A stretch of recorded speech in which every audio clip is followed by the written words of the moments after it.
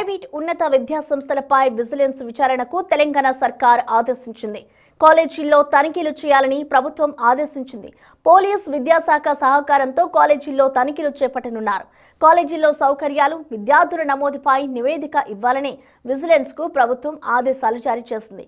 Fee reimbursement నిధుల్లో అక్రమాలు జరిగాయని ఆరోపణలు రావడంతో ప్రభుత్వం విచారణకు ఆదేశించింది.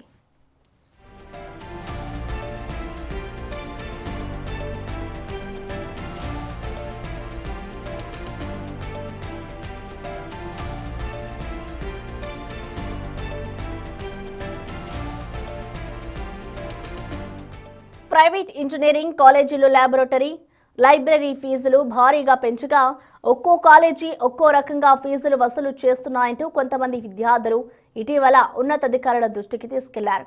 అదనంగా కట్టించుకునే ఫీజులకు కాలేజీ యాజమాన్యాలు ఎలాంటి రసీదులు ఇవ్వడం లేదని విద్యార్థులు తెలిపారు.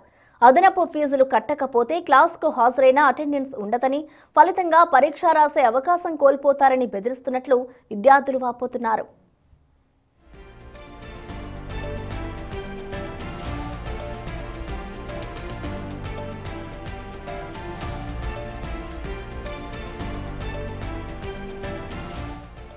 లైబ్రరీ, ల్యాబొరేటరీ ఫీజు కింద అదనంగా ఏటా 12,000 వరకు తీసుకోవాలని ప్రభుత్వం గతంలో జీవో ద్వారా పేర్కొంది.